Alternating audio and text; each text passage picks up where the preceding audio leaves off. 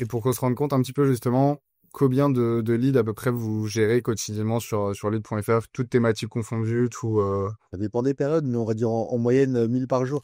Pour moi, les meilleurs créneaux, c'est pas forcément les niches. Parce que les niches, c'est l'endroit où c'est le plus simple, mais c'est aussi l'endroit où les gens vont pas forcément, moi je me trompe peut-être complètement, hein, mais vont pas forcément se battre pour te les acheter. Alors que si tu as un site, bah, je vais te donner l'exemple, puisque tu m'as posé la question dans le domaine des assurances ou de la mutuelle, que tu fais du trafic, tu as l'assurance sûr et certain que tu vas t'as pas de problème. Je suis un fervent défenseur de l'anti-niche au marché bien concurrentiel. Donc en fait, ce qu'il faut regarder, c'est le revenu moyen par lead. J'insiste beaucoup, j'en ai parlé tout à l'heure. Pour moi, la métrique de base qu'un éditeur devrait avoir, c'est son RPM. Salut Antoine, bienvenue sur cette vidéo. Comment tu vas? Hello Florentin, ça va bien et toi? Ça va la forme. Merci pour de participer à cette vidéo. Est-ce que tu peux commencer par te présenter peut-être pour ceux qui ne te connaissent pas? Ouais, bah, je peux me présenter rapidement. Moi, j'ai fondé leads.fr il y a 5 ans maintenant, même un peu plus, avec mon associé. Mais je suis dans le business du lead depuis une dizaine d'années. Avant les 5 premières années, j'étais en affiliation, que j'étais en marque blanche, quoi. Je générais vraiment pas mal de leads, mais personne ne me connaissait. Et puis en 2020, pendant le Covid, j'avais besoin de nouveaux challenges et j'ai créé leads.fr. Tout là, effectivement, bah, grosse marque, t'es en frontal des clients. Donc, tu génères tous les problèmes clients, mais bon, on en discutera peut-être plus tard, tous les problèmes clients, mais en même temps, enfin, tu crées une vraie brand. Donc, ça a quand même des avantages. Tu crées une valorisation, tu crées un vrai projet et t'es pas là dans ton coin, comme c'était mon cas avant, dans ton KGB, à perdre des milliers de leads, mais personne ne te connaît, quoi. Donc t'es vraiment passé du côté éditeur un peu solo à vraiment créer, enfin on va dire le graal de l'éditeur, passer de l'autre côté vraiment où là t'as créé une vraie machine quoi. Une vraie machine avec une équipe, etc. Bah ouais, là tu montes une équipe, tu montes une tech parce que tes clients il faut les rentrer, donc il faut les livrer en lead, il faut enfin, voilà, c'est vraiment un projet tech, market et sales quoi, tu vois. Et aussi bien sûr RH etc. Ouais. Pour qu'on se rende compte un petit peu justement en termes d'équipe aujourd'hui, vous êtes combien à peu près chez lead.fr et surtout combien de leads à peu près quotidiens ou hebdomadaires vous gérez à peu près en flux entrant, flux sortant sur lead.fr? Alors on est monté à plus de Ok. 10 il y a 2 ans, même ouais même 12 parce qu'on avait des télépros qui requalifiaient les leads. Ok. Et aujourd'hui, on a énormément réduit. On est 4. Ah oui, ok. Et en fait, ce qui est vraiment cool, c'est que tu pourrais dire, ah, c'est cataclysmique, tu vois. En fait, on arrive à faire la même chose à 4 qu'à 12. Avec de l'automatisation, de l'IA. Avant, on avait toute la tech qui était internalisée. Ok. Maintenant, on a tout externalisé, tu vois. En plus, maintenant, avec les outils d'aide au no-code, etc., bah, ça va nous aider encore plus, ça commence. Mais donc voilà, donc et vraiment l'acquisition, tu vois, ça je l'ai pas sous-traité, donc Sébastien, le responsable acquisition en interne, Ok. product manager, voilà, il y a vraiment on s'est focus sur la partie acquisition parce que ça c'est quand même le nerf de la guerre. Ouais. Et bien sûr quand même partie sales, même si la partie sales j'essaye d'externaliser parce que mine de rien, tu peux très bien avoir quelqu'un qui t'est bon, quoi, tu vois. Ouais, c'est ça. Donc l'IA, on peut dire que l'IA a vraiment révolutionné ton business et ça t'a permis de beaucoup déléguer, mieux organiser tes process. Ouais, on est encore qu'au début, mais c'est vrai que quand je vois ce qu'on a réussi à faire en 2 ans avec l'IA, je pense que Ouais, ça va ramener un peu les choses, quoi. bah c'est magnifique. Comment ça se passe aujourd'hui un petit peu l'acquisition de leads sur lead.fr? Comment vous faites de l'acquisition de leads? Vous bossez avec des éditeurs, vous avez votre propre réseau de sites, vous avez vos propres landing page. Ça se passe comment un petit peu globalement?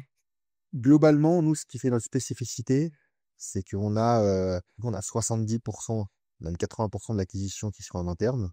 Donc, et même les 20 à 30% qui restent, on essaie de le maîtriser. Donc, Ok. tu vois, on en parlera un peu plus tard, mais en fait, on fait de l'acquisition externe, on met à disposition des outils publicitaires, notamment un widget. Euh, et du coup, ce qui fait que certes, c'est des éditeurs qui nous vendent des leads, mais c'est sur nos funnels. Ok. Donc on maîtrise la qualité de A à Z parce que ça c'est vraiment un truc il peut casser auprès des clients. Là, c'est très bien que c'est le business est pendu entre tout le monde et donc nos clients sont de plus en plus exigeants sur la qualité. Ok. Et t'imagines bien que si nous on fait tout pour faire des hyper quali, on suit tout de A à Z. Si avec les 20 à 30% de leads qu'on achetait, c'était d'une qualité pourrie, bah, faut Ouais. se tirer une balle dans le pied. Et en fait, on est obligé de maîtriser un peu cette partie-là, quand même, complètement. Et du coup, c'est pour ça que on a un bon mix, quoi, aujourd'hui. Mhm. Ok. Et justement, c'est intéressant. En termes de levier, c'est principalement des leads SEO, SIA, et d'un point de vue qualité aussi, toi, tu vas préférer je sais pas, un client lambda chez vous. Tu sens que tu as une meilleure qualité avec du lead SEO, mais tu peux pas forcément monter en quantité, excuse-moi, ou tu vas pouvoir avoir plus de quantité avec le SIA, mais une qualité plutôt basse. Franchement, honnêtement, SIA et SEO aujourd'hui, c'est la même qualité. Ok. Ouais. Il y a peut-être un petit primeur au SEO, mais si tu as un éditeur qui est sur une niche un peu désaxée par rapport à ce que nous on propose, Mhm. ça a beau être du SEO, ça va être un peu moins quali que du SIA, Ok. et elle est exactement sur nos intentions, tu vois. Donc, mais globalement, SEO et SIA, c'est le top 1 et top 2 des canaux d'acquisition en termes de qualité. En termes de qualité, ouais, ok. Et avec votre réseau d'éditeurs, justement, vous bossez plus avec des éditeurs qui font du SEO, plus du SIA. Il y a une différence par rapport à ça ou pas forcément? Beaucoup, beaucoup de SEO. Ok. Dans la mesure où je te dis, on bosse beaucoup avec notre widget, Ok. ça va. Beaucoup de SEO et, et pas mal quand même de Discover. Ok. Ah ouais, intéressant. Enfin, j'ai jamais creusé, ouais, la vente de leads via Discover, mais c'est vrai qu'en fonction des sujets sur lesquels tu pop et tout, tu peux générer des volumes assez intéressants, ouais. Bah, en fait, ce qui se passe, c'est que, ouais, c'est vraiment une stratégie de volume avec Discover. Mhm. Euh, Moi, j'y connais rien du tout. Mais par contre, ce que je sais, c'est qu'en fait, eux, ils amassent beaucoup de trafic. Et Ouais. nous, avec les funnels qu'on met à disposition via notre widget, en gros, nous, on qualifie le lead dans le tunnel, tu vois. Ok, En ouais. fait, c'est un peu du massif, c'est pas très grave. Et justement, par rapport à la qualification, c'est quoi un peu, jusqu'à quelle étape vous allez, vous, pour qualifier un peu un lead? Typiquement, si moi, je reçois juste un formulaire, je te transmets le lead, est-ce que derrière, vous avez des setters qui rappellent pour requalifier ou directement, tu peux valider, entre guillemets, un lead, à partir de mon propre formulaire? Bah, ça dépend. En fait, l'idée, c'est vraiment de faire un mix qui permette qu'on ait une production de qualité. Qu'au global, on rentre dans les KPI qui sont exigés par nos clients, si tu veux. Ok. Ça sert à rien non plus d'expérience d'être. Enfin, c'est pas que ça sert à rien, mais c'est que voilà, il faut rentrer dans les critères de qualité des clients. Il faut être dans le haut du panier. On va pas qualifier tous les leads au téléphone, qui passe Ouais. la caisse. Bon. Ok, ouais. Mais nous, on a développé, c'est une structure petite sœur de Leads.fr, qui s'appelle Linko. Et avec Linko, voilà, c'est des agents IA qui leur qualifient des leads par WhatsApp et en voice. Ok. En fait, sur les sources qui sont un peu moins quali, en fait, bah, dès que le lead il est collecté, hop, ça va envoyer un WhatsApp, ça va entamer une conversation avec le prospect, voire même ça va l'appeler. Alors, c'est là, c'est donc comment valider le fait que, bah, qu'il y a un projet ou qu'il y a un besoin de changer de mutuelle, etc., etc. Ok, ouais, c'est assez fou, ouais. Genre, typiquement, les appels des démarchages IA qu'on peut avoir depuis un certain temps, là, potentiellement, ça peut être potentiellement de chez vous? Non, parce que nous pour l'instant, on fait que de la requalification, si tu veux. Ok, c'est pas du démarchage directement à froid. Bah, en plus, ça, c'est quand même, tu vois, Ouais, niveau RGPD, je pense que c'est pas fou, là. il y a encore 11 mois où c'est la fête, Ouais, mais à partir d'août 2026, ce sera totalement interdit, ça. ok. Et surtout, nous, en fait, voilà, avec Linko, on met à disposition une infrastructure pour les clients, pour qu'ils requalifient leur lead. Après, s'ils décident de faire de la prospection sur des bases Hmm. collées, c'est eux qui prennent le risque, quoi. Ouais, c'est C'est ça. une utilisation qu'on en fait en interne, c'est de la requalification de lead show. Et en fait, surtout, voilà, enfin, on s'est rendu compte que requalifier des lead show, ça passait quand même bien. C'est-à-dire qu'aujourd'hui, les gens, ils aiment plus du tout. Enfin, c'est même pas qu'ils aiment plus, c'est qu'ils ne supportent plus d'être appelés par des. Ouais. Mais par contre, s'ils viennent de faire une demande, c'est beaucoup plus tolérable et acceptable que qu'il y ait des gens qui rappellent juste pour vérifier qu'il y ait des infos. Bon. Ok, ouais. Ok, ouais, c'est intéressant. Et du coup, au final, votre travail aujourd'hui chez Lead.fr, j'imagine, vu le volume de leads gérés quotidiennement, surtout de la requalification et de l'intégration des leads dans un process assez fluide pour que, bah, à partir du moment où un formulaire est généré, vous, derrière, vous avez un bon suivi de lead et vous savez exactement le niveau de qualification, où est-ce que vous l'envoyez, etc., quoi. C'est finalement là. En vrai de vrai, si on est amené à requalifier trop de leads, ça veut dire que c'est pas très bon signe. C'est-à-dire que le travail au village d'origine n'a pas été très bon. Généralement, quand on en est à réqualifier des leads, c'est que on a eu des alertes qualité assez fortes. Ce qu'il faut, ne serait-ce qu'en termes de, je vais même pas dire d'économie, mais de travail écologique, pour dépenser moins de ressources, c'est qu'en fait, il faut que notre production de leads, au moment où les gens ils appuient sur le bouton, je veux être contacté ou valider mon formulaire, faut que ça soit qualitatif à ce niveau-là. Hmm. J'ai bien compris le message, etc. Si le flux, il est pas assez quali, avec nos sources et nos funnels actuels, il vaut mieux dépenser un peu d'énergie pour retravailler tout ça, Ouais. que de remettre une couche de préqualification parce que la préqualification, c'est top, mais un, ça prend du temps et deux, en fait, tu jettes une partie de tes leads à la poubelle. Hmm. En fait, c'est extrêmement coûteux. Même si sur papier, dit comme ça, c'est trop sexy, tu vois. Ouais. Ça a été, on allait même au-delà, c'est-à-dire qu'on avait une cellule de requalification en interne. Je te laisse imaginer les coûts associés. Donc en fait, en gros, on a arrêté parce que bon, vous avez du lead super quali, hein, il n'y a pas de débat. Mais par contre, en termes de modèle économique, bah, en gros, t'as deux salaires chargés, plus des plateaux, le manager, etc. Enfin, ouais, t'es proche des 10 000 euros pour deux salariés, quoi. Ouais. Pour aussi peut-être un peu le trait, il faudrait que je sorte le chiffre. Et surtout, ces deux personnes-là, en fait, elles sont payées pour jeter quasiment la moitié des leads à la poubelle. Donc, voilà, il vaut mieux dire, je n'ai plus des télépros, je fais des meilleurs leads, donc peut-être toujours moins cher que l'infrastructure que j'ai mise en place. Ouais, c'est vrai. Et actuellement, quand on a monté leads.fr, on avait tellement peur de se faire challenger par la qualité qu'on s'est dit, allez, on met une grosse cellule de requalification en interne. Mais au final, qui travaille bien de manière native, ça n'a pas besoin. Ok. Ouais, c'est intéressant, hein. Et pour qu'on se rende compte un petit peu justement, combien de leads à peu près vous gérez quotidiennement sur lead.fr, toutes thématiques confondues, tout. Ça dépend des périodes, mais on va dire en moyenne 1000 par jour. Ok. Du coup, toutes thématiques, au niveau des thématiques, justement, vous bossez que marché français ou international? Bon, on est à l'international. Ok. C'est- Ok. International proche. Oui. Non, non, j'exagère, on est aussi au UK. Ok. Voilà, après, je ne veux pas dire que ma prospérité au UK. Je Hmm. pense, et si on a des briefs de clients ou des demandes entrantes qui veulent qu'on diffuse en Espagne, machin, on va le faire. Ok. Mais tu vas pas chercher Oui. forcément. Surtout maintenant avec l'IA, franchement, c'est facile Ouais. d'étaler des finales en langue étrangère, quoi. Ok.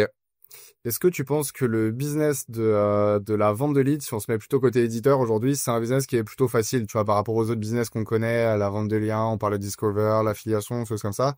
Est-ce que tu penses que c'est un business plutôt facile aujourd'hui sur lequel un débutant potentiellement il peut se lancer? C'est une bonne question. En fait, je dirais que oui, c'est facile parce que, mais faut pas que ça soit le seul et unique objectif de générer des leads. Ok. En fait, la génération de leads, ça doit faire partie de mon arsenal de monétisation. Ça, ce que je vois, c'est qu'il y en a très, très peu qui le font. Ouais. Il y a peut-être, je vois beaucoup d'éditeurs, en fait, ils vont monétiser que avec de la vente de liens. Ils se mettent martel en tête, je monétise avec de la vente de liens. Et d'ailleurs, ils oublient qu'il y a du AdSense, tu peux mettre un formulaire, tu peux mettre le widget leads.fr, enfin, tu vois. Et en fait, c'est ça plus ça qui va faire que tu vas avoir moi, c'est le nerf de la guerre, c'est un revenu pour 1000 qui est important. En fait, si jamais, pour répondre à ta question de manière précise, si jamais tu fais pas beaucoup de trafic, concentre-toi d'abord sur faire du trafic et après, tu pourras monétiser avec du lead.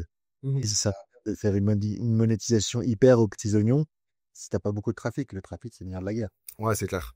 Ce que je vois, moi, c'est que j'ai l'impression que la vente de leads, c'est un des business models, on va dire, les moins connus, tu vois, par rapport justement à l'affiliation, la vente de liens où la plupart des éditeurs vont.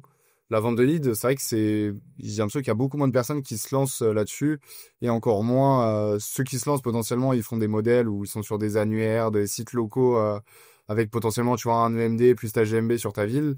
Mais il y en a assez peu qui monétisent un petit peu comme tu le dis, avec en complémentaire en fait d'autres monétisations sur des sites où ils ont déjà pas mal de trafic, quoi, en fait. Alors, je vais te répondre parce que là, pour le coup, je pense avoir la réponse. Souvent, on peut te poser la question. Je pense qu'il y a pas mal de régies qui revendaient du lead. En fait, en gros, la vente de lead a assez mauvaise presse. Hmm. Je ne veux pas citer de nom, mais il y a pas mal d'éditeurs sur le site, notamment dans le domaine de l'habitat, qui ont produit des leads, mais qui ne se les sont jamais fait payer. Donc ça, c'est le premier problème, ça Ouais. devrait être continué. Et surtout, le deuxième point, et ça, c'est une problématique à laquelle nous on fait face, c'est qu'en fait, je dis vous, les éditeurs SEO, parce que je te mets dedans, hein, mais moi, ça fait bien longtemps que j'y suis plus. En fait, quand tu es éditeur de site, mécaniquement, tu produis sur le territoire national. Donc, Ouais. tu vas pas avoir une page, cas extrême, et une page qui va dire, bah, je vais produire du lead en région Rhône-Alpes. Tu vois. Hmm. Et du coup, un des gros enjeux en génération de lead, c'est d'avoir une couverture nationale auprès de ses clients pour que, par exemple, je sais pas, je vais prendre un exemple, je sais pas, donne-moi un exemple de site que tu édites, que, Je sais pas, thématique sur les escaliers, par exemple. voilà, des escaliers, ça va pas forcément être simple. Si toi, tu veux nous vendre des leads je sais pas, en escalier, de trouver un menuisier qui rachète du lead sur le territoire national. Peut-être t'en trouver un, mais par contre, qui va être présent sur 8 ou 9 départements. Ouais. 8 ou 9 départements, ça veut dire que si je fais une règle 3 rapide, je vais être capable de te racheter 10% de tes leads. Et c'est là où quand même est l'enjeu. Mais il n'empêche, et ça c'est un truc que les éditeurs ils doivent quand même, pour moi, prendre en compte. C'est pas parce que tu as, je sais pas, souvent c'est allez, t'arrives à vendre un lead sur 3 de moyenne. Pas parce que tu arrives à vendre un lead sur 3 que c'est nul. Voilà, c'est Mm. parce que tu restes que disent que sur un lead sur 3 que tu as réussi à vendre, bah en fait c'est mieux que zéro. Dès que tu fais ça, plus de la vente de liens, plus de AdSense. Et au final, c'est comme ça que tu te construis Ouais, c'est ça. un revenu assez important. Mais bon, c'est vrai aussi qu'il y a eu beaucoup de, comme je disais, de régies qui n'ont jamais payé des leads. Aujourd'hui, quand t'es éditeur et que tu vaxes pas sur 1000 leads que t'as Ouais, c'est ça. Ouais. payé, en fait, t'as tendance à réagir en disant, ouais, c'était un monde d'escrocs, t'es qu'un monde d'escrocs. Alors qu'en fait, il y en a, mais c'est vrai que c'est très très dur d'arriver à revendre 100% des leads. Ouais, c'est ça. Est-ce que vous bossez uniquement sur OCPL, vous, enfin, au coût par lead? Non, on a deux modes de fonctionnement. On est au coût par lead. Ok. Et aussi, ça c'est un mode que j'essaye de développer le plus possible, qui est au rev share. Voilà. Ok. Rev share, c'est-à-dire que je mets tu vois, un pourcentage de commission que l'éditeur touche et je reverse ce qu'on a. Voilà. Moi, je trouve que c'est beaucoup plus win-win parce que, en gros, tu sais exactement que si je génère tant, moi je vais gagner tant et il n'y a pas de Ouais, c'est ça. rev share sur un lead à 0 €, ça fait 0 €. Et inversement, parfois, on va super bien vendre le lead, on va le vendre 70 €, par exemple, commentaire, pour faire 35 ou 40 €. Ouais, c'est ça. Après, c'est plus un modèle, du coup, où tu fonctionnes à la confiance sur, bah, il faut que derrière le travail soit bien fait, que le lead soit bien vendu, etc., quoi. S'il n'y a pas de confiance, il n'y a pas de business. Ouais. Tu vois. Moi, je me serais jamais lancé à un moment donné, quand j'ai commencé à vendre mes leads, je faisais confiance à ceux qui me les vendaient, hein, qui me Hmm. revendaient. Et du coup, tu penses que le modèle d'avoir des sites uniquement dédiés à de la vente de leads, tu vois, je te dis une connerie sur de l'escalier, par exemple, plus ville, avec peut-être tu vas avoir un réseau de 10 sites pour avoir une couverture dans l'ouest de la France. Ça, c'est un modèle qui te paraît pour toi assez compliqué en termes de monétisation? Si tu te pars Non, uniquement sur le modèle site. si tu fais vraiment un modèle uniquement vente de leads, ça, j'y crois énormément. Ok. Parce que, parce qu'en fait, tu pars du business du lead et tu le déclines sur un véritable projet, tu vois. Ouais. Pas se dire, ah tiens, j'ai un site en menuiserie, je vais essayer de le monétiser avec du lead. Là, ça marchera pas. Mais par contre, si tu arrives à identifier des groupes de mots-clés, des groupes d'intentions dont tu sais très bien que c'est fortement générateur de lead, tu vas aller les travailler derrière. Tu as ton débouché, tu as ta régie, ta régie d'affiliation qui est prête à t'acheter ces leads-là, voire te clouer en direct, hein. Ouais. C'est qu'il y a beaucoup d'éditeurs qui fonctionnent aussi en direct. Ouais. Bah là, c'est parfait, en fait. C'est un modèle assez intéressant. Bah, quand tu arrives à bosser en direct, moi j'ai deux, trois sites où ça tourne en direct. Et c'est vrai que bah, une fois que tu as ton deal qui est en place, tu as tes positions et que ça tourne, à part faire une facture tous les fins de mois, t'as pas grand chose à faire, quoi. Exactement. Donc Ouais. ça c'est cool. Après, comme tu dis, c'est un modèle où tu vas travailler à la confiance. Et finalement, le plus dur, c'est pas de positionner ton site en lui-même, c'est surtout d'aller démarcher et trouver un partenaire, ce que vous faites quoi chez lead.fr, d'avoir des deals assez intéressants directement en direct. Aujourd'hui, si tu devais conseiller une ou deux niches, tu vois, assez intéressantes pour un éditeur, c'est quoi aujourd'hui, vous, les niches où, grosso modo, vous avez beaucoup de demandes, où les leads sont plutôt sur des bons prix, et grosso modo, tu sens qu'il y a une tendance assez intéressante? Alors moi, c'est ce que c'est ce que je ne cesse de répéter, c'est qu'en fait, pour moi, les meilleurs créneaux, c'est pas forcément les niches. Parce que les niches, c'est l'endroit où c'est le plus simple Ouais. de générer des leads, mais c'est aussi l'endroit où les gens vont pas forcément, moi je me trompe peut-être complètement, hein, mais vont pas forcément se battre pour te les acheter. Alors que si tu as un site, bah, je vais te donner l'exemple puisque tu m'as posé la question dans le domaine des assurances ou de la mutuelle, que tu cours du trafic, tu as l'assurance sûre et certain Ouais. qui va vendre. Voilà, quand tu as problème. Ok. Donc moi, c'est plutôt cette manière-là. Il y a 10 ans, quand j'ai commencé dans le lead, j'ai fait dans l'immobilier. Tout le monde était en recherche d'immobilier. Je savais très bien que chaque lead que j'allais produire, en plus à l'époque, ça valait une cinquantaine d'euros. Je savais très bien que j'allais réussir à les vendre. Et j'ai pas regretté du tout, tu vois. Ouais. Donc, finalement, c'est les thématiques quand même où il y a du monde concurrentiel, mais t'es sûr que, en fait, tout le problème de trouver un partenaire, tu l'auras pas, quoi, en fait. Voilà. Donc en fait, pour te répondre, je sais pas si c'est la réponse que tu attendais, mais moi, je suis un fervent défenseur de l'anti-niche. Ok. T'as des hauts marchés bien concurrencés. Ouais. Bah, moi, là, au début, j'étais plutôt à l'inverse, d'aller sur des petits trucs où c'est facile de générer du lead parce que tu as peu de concurrence en SEO. Par contre, effectivement, tu as tout dit. Tu heurtes sur un vrai problème d'aller trouver un partenaire parce que bah déjà, il y en a qui ont même pas forcément la connaissance que tu peux acheter des leads. Donc tu vas leur Ouais. proposer un partenariat, ils comprennent même pas trop ce que tu veux leur mettre en avant. Ils ont pas forcément de besoin, ils ont pas forcément la confiance. Alors qu'en effet, comme tu dis, sur des industries comme la mutuelle, c'est quelque chose qui est en place depuis plusieurs années. Et t'as raison, tu vas avoir aucun mal en fait à revendre ton lead, quoi. Et par contre, bah t'as un vrai problème ou un vrai sujet sur arriver à te positionner, arriver à générer des leads que t'as pas sur les plus petites niches, quoi. Ouais, mais normalement, si t'es smart, tu vas réussir à le faire. Il y a toujours des moyens pour générer. Oui. Si tu te creuses un peu sur les stratégies, enfin, aller sur des mots-clés plus longue traîne, il y a toujours des trucs intéressants à faire, je pense. Ouais, exactement. Ok, ok. Et justement, c'est quoi les niches pour toi avec les leads les plus chers aujourd'hui que vous pouvez voir un petit peu sur les thématiques sur lesquelles vous bossez? En fait, je vais te répondre, mais ça peut être assez contre-intuitif. Par exemple, je vais te répondre, ça va être le domaine du regroupement de crédit. Ok, Tu vois, pour vendre des leads à 100 ou 150 euros. ok. Ah, tu vas avoir les grands yeux qui vont sauver. Ouah, c'est un peu de défaut. Ouais, sauf qu'en fait, pour vendre un lead à 150, 100 ou 150 euros, tu vas devoir en générer 40 qui ne seront pas dans la cible. Ils seront presque achetés à la poubelle. Ok. En gros, je vais monétiser entre 0 et 20 euros, tu vois. Donc, en fait, ce qu'il faut regarder, c'est le revenu moyen par lead. Ok. J'insiste beaucoup, quand j'en ai parlé tout à l'heure, pour moi, la métrique de base qu'un éditeur devrait avoir, c'est son RPM, en additionnant tous ses leviers de monétisation. Bah, pour la vente de leads, c'est pareil. C'est-à-dire que moi, quand ça m'intéresse à un marché, je vais raisonner en revenu moyen par lead. Ok. Parce que, et par exemple, pour te répondre, bah, en fait, mutuelle, ça se défend plutôt bien. Parce que le prix de vente du lead, il est quand même plutôt bas. Mais par contre, tu revends l'intégralité de ta lead. T'as pas de déchets. Ok, ouais. Ouais, t'as tellement d'assureurs qui sont prêts à assurer différents types de profils que, ouais, tu vas jamais avoir un assureur. Très rarement, tu vas dire non, celui-là, je l'assure pas.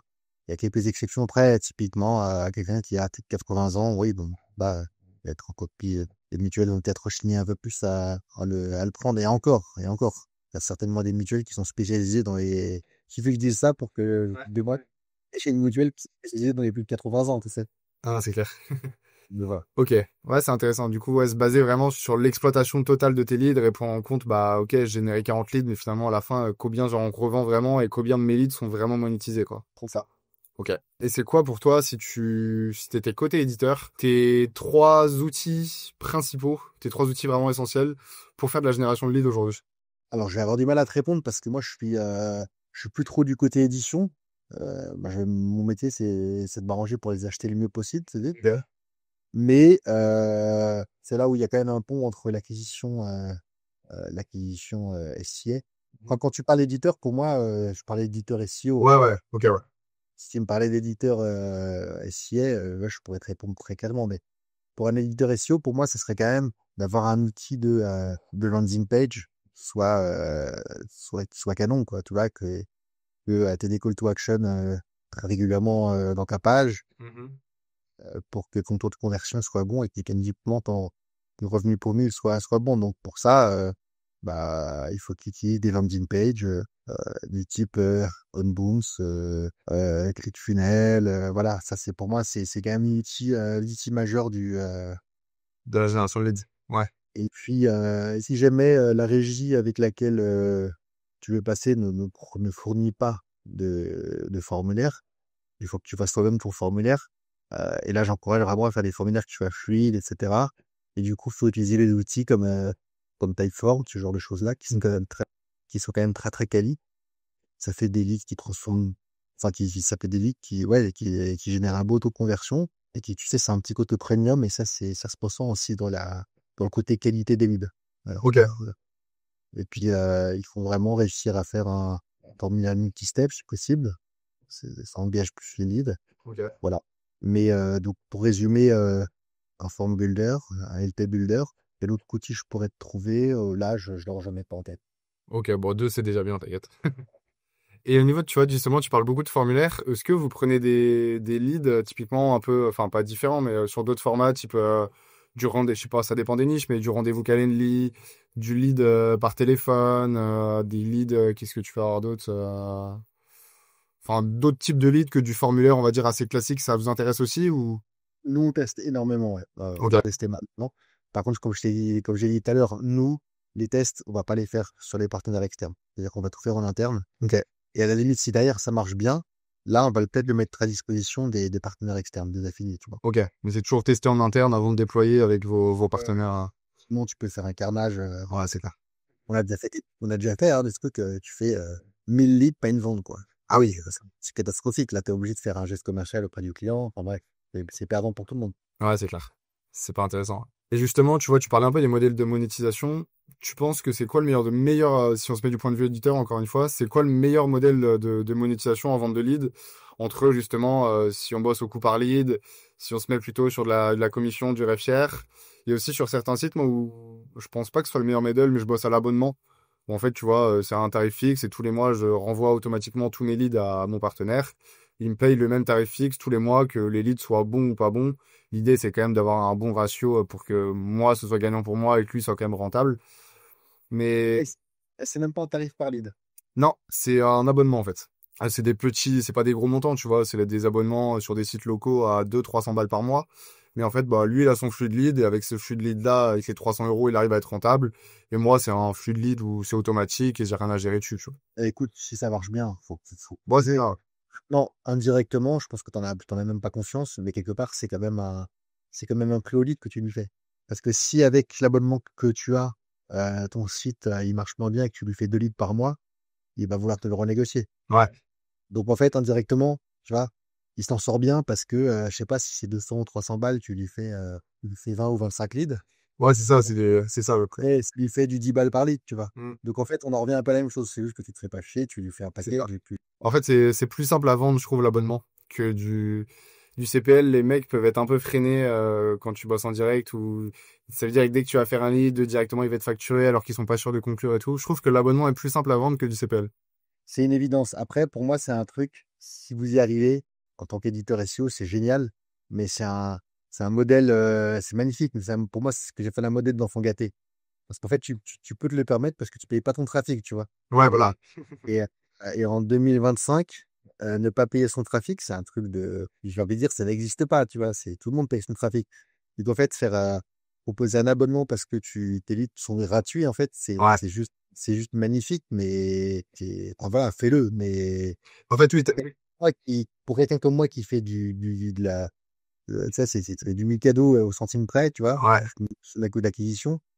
Je vais passer, je sais pas combien d'heures de travail pour passer d'un coût d'acquisition de 9,50 € à 9 euros. Fois, si tu ne payes pas ton lead, bah, bien sûr, tu peux faire à l'abonnement. Mais Bah, c'est moi, ça, ouais.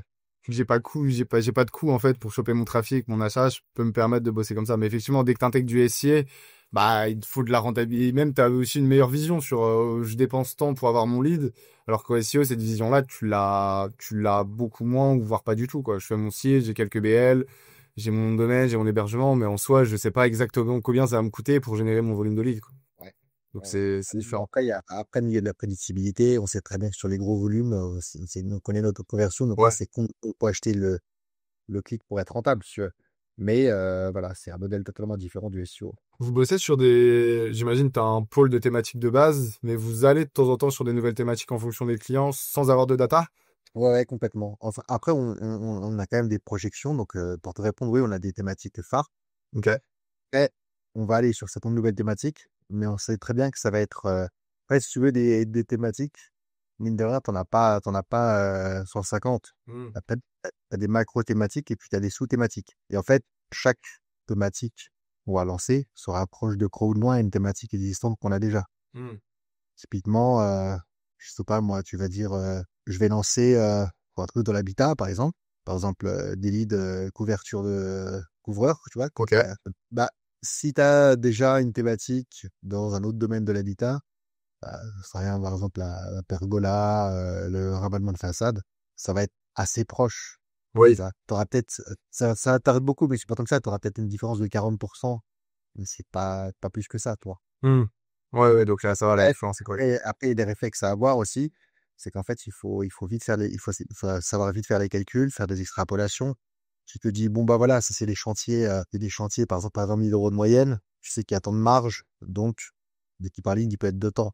En fait, ce qu'il faut avoir comme réflexe quand tu attaques une nouvelle thématique, c'est d'avoir à identifier le volume de marge qui sera généré sur une vente. Et à partir de ça, tout le reste peut se décliner assez facilement. Oui. Oui, enfin, tu peux ajuster ton prix de lead en fonction de quand tu sais combien finalement il reste. Ok. Ouais. Et justement, au niveau de vos clients, c'est principalement, comme tu disais, des gens qui bossent au national, ou alors tu peux avoir, entre guillemets, des plus petits clients qui vont être, je te dis une bêtise, tu vois, un plombier que sur une zone, qui du coup va vouloir un flux de lead, on va dire, moindre par rapport au reste. Mais c'est des clients que vous prenez quand même, ou vous bossez principalement avec des franchises sur du national, choses comme ça?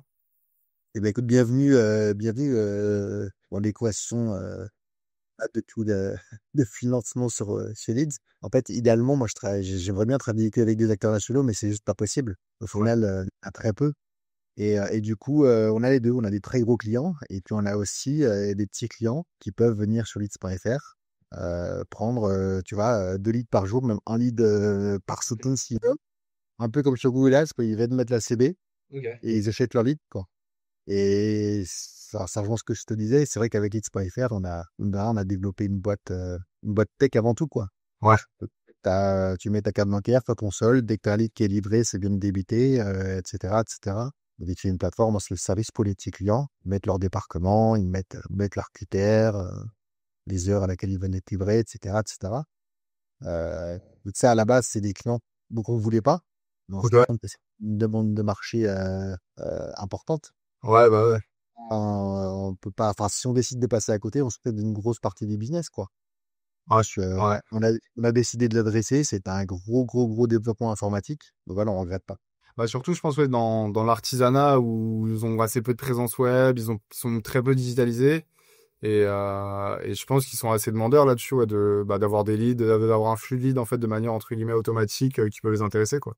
Ouais, ouais. Après, le petit problème qu'on peut avoir de temps en temps, mais ça, c'est assez vite réglé parce que nous, on fait un onboarding assez particulier où on aide quand même, on aide les clients à ce qu'ils s'améliorent. Parce qu'au début, ils savent pas très bien traiter des leads, tu vois. Ouais, ouais, ça c'est un vrai problème aussi. Voilà. Soit ils vont appeler au bout de 3 heures, de 4 heures, soit ils vont appeler et dire bonjour, je fais suite à votre demande pour votre projet immobilier, par exemple.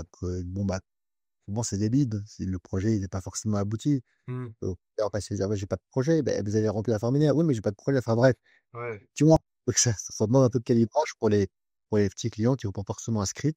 Mais ça se fait, ça s'évolue et on a des clients qui progressent très, très bien. Ouais, c'est intéressant. Vous les accompagnez aussi, du coup, sur la partie, finalement, vente et prise de contact derrière, qui est quand même assez importante, hein. Je suis transparent avec toi, hein, on peut pas se permettre de les accompagner de manière individualisée, Oui. sauf bien sûr à partir d'un certain volume voilà, plusieurs milliers d'euros mensuels. Hmm. Mais par contre, on a des aides en onboarding dédiées. Ok. En gros, si tu le suis, normalement, tu traites très bien ton lead. Tu vas des, des conseils pour tes salariés inscrits, voilà, pour traiter les objections, des agendas de rappel. Ok. Tu vois, enfin, ce genre de choses-là, quoi. Ouais, c'est vrai que c'est un vrai problème, le traitement des leads. Moi, sur mes partenaires en direct, où ils vont contacter le lead 2 jours après. Enfin, il n'y a pas de suivi, il n'y a pas de relance. Et en fait, toi, tu as fait ton travail, mais tu vas être rémunéré potentiellement, tu vois, si tu bosses à la commission, que après la vente. Et si l'autre personne a fait mal son travail de vente, bah, malheureusement, t'as beau faire ton travail de génération de leads, tu seras potentiellement jamais payé, quoi. Donc, c'est un vrai sujet aussi. Ouais, ouais. On en parlait au début justement un petit peu de l'IA.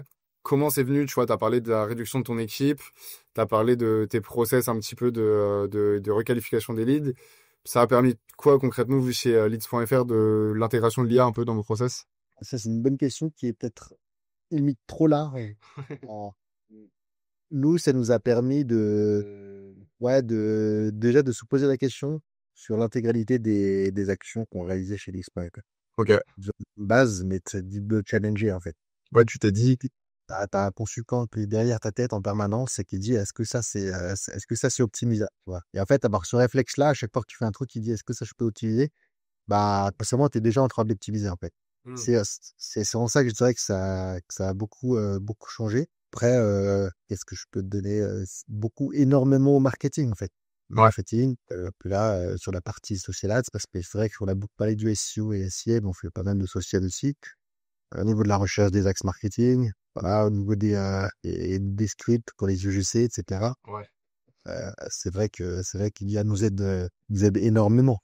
Pour le coup, la partie copywriting, Ouais, c'est du gain de temps sur plein d'aspects différents, quoi. quand tu veux lancer des AB tests en masse, Bah voilà, c'est pas forcément simple de rédiger le texte quali à la chaîne. Hmm. Voilà. Mais pour ce genre de choses-là, l'IA nous a beaucoup aidé et avec une forte valeur ajoutée. Ok, ouais. Après, il y a plein d'autres liés où ça nous a aidé, mais là, on va pas forcément qu'à lister, mais je dirais plus la partie automatisation qu'à partie, tu vois. Hmm. Automatisation, la qu'à partie administrative. Ouais. Ok, ok.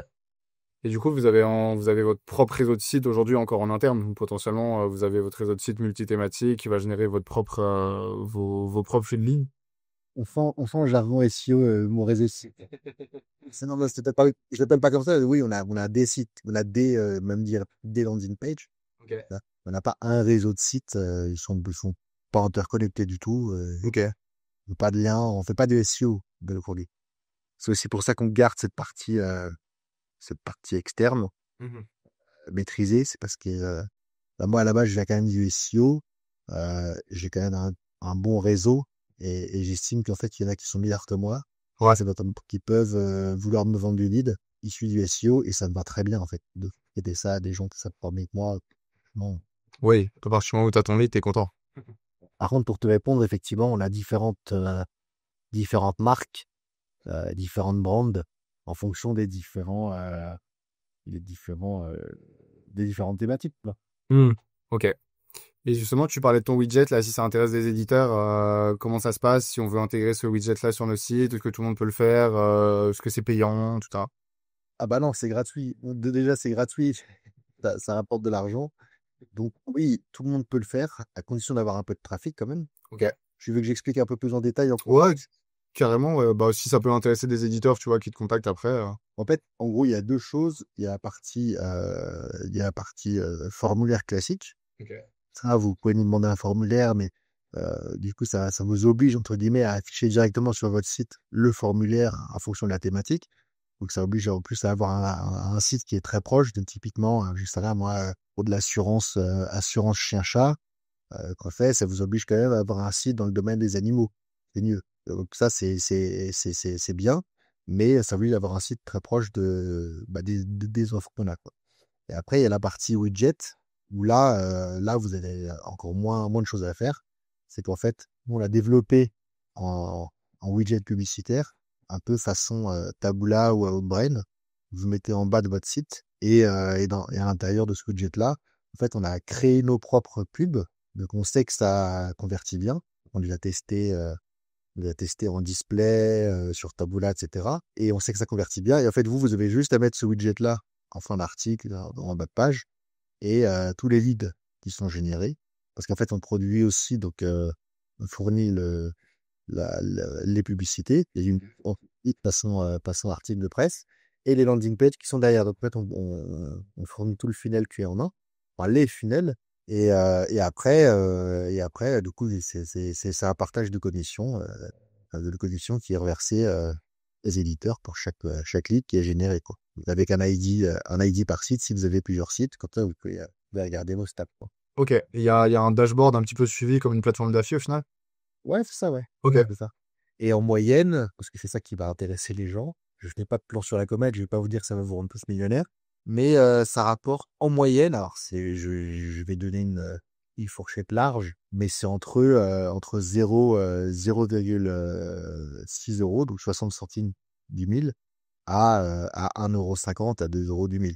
Ok. Rajoute un peu, c'est pas énorme, hein. Je sais que Zen, c'est entre 5 et 6 € du mille, mais tu fais ça, Ben, c'est ça, ouais. plus de la génération de leads en dur, comme on disait tout à l'heure, et au final, tu peux te faire des bons revenus, quoi. Hmm. Bah, surtout que, typiquement, comme tu dis, ce type de widget, c'est quelque chose qui est assez peu implémenté sur les sites des éditeurs. Quelqu'un qui fait déjà de la vente de liens, il peut implémenter ça en plus sur ses sites, s'il est sur la thématique maison, etc.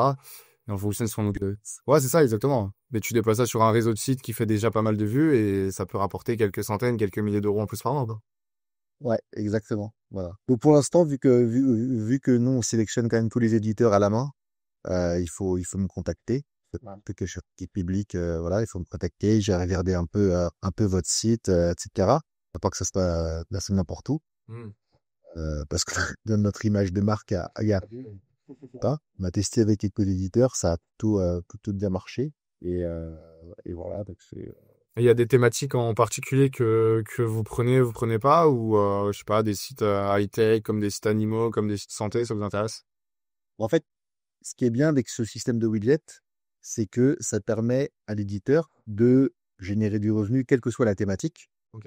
Donc, bien sûr, mon excuse certaine, ça va te plaisir à dire, mais voilà, Mm. des thématiques traditionnelles. Et nous, ça nous permet de pouvoir générer du lead auprès de n'importe quel éditeur. Parce qu'en fait, vu que c'est de la suggestion de contenu, Mm. il n'y a pas besoin que, par exemple, un site d'animaux, on propose de l'assurance animalière. Mm. Ah, quand un site, quoi, t'as un site, ça rend, donc on parle du jardinage, voilà, et en fond d'article, tu vas avoir des suggestions classiques, les plus de 55 ans, Mhm. coach, FUL, nanani, nanana, quoi.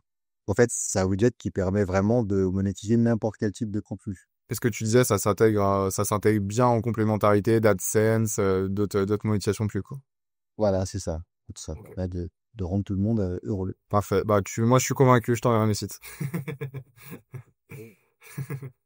Ça marche. Bah, écoute, merci à toi, Antoine. C'était super cool d'échanger avec toi. Est-ce que tu peux nous dire où est-ce qu'on peut te retrouver potentiellement? Si t'es sur Twitter un petit peu, LinkedIn, je sais pas du tout. Twitter assez peu, mais je suis en observation, donc j'y suis de temps en temps. Donc si je voilà, je suis pas très fan de ce réseau social et de vie, mais voilà, c'est quand même le réseau social de mon cœur de base, où j'y suis toujours.